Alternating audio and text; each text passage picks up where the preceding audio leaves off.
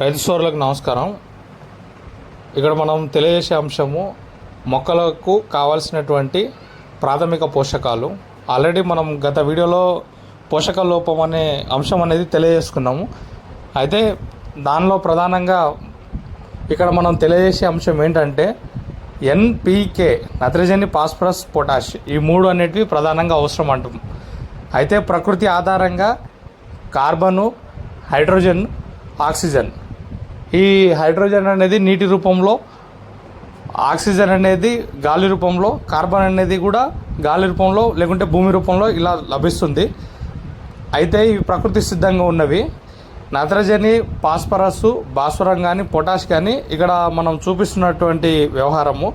అయితే వీటికి సంబంధించి అంశం ఏమిటంటే నత్రజని, ఫాస్ఫరస్, పొటాషు వీటికి సంబంధించిన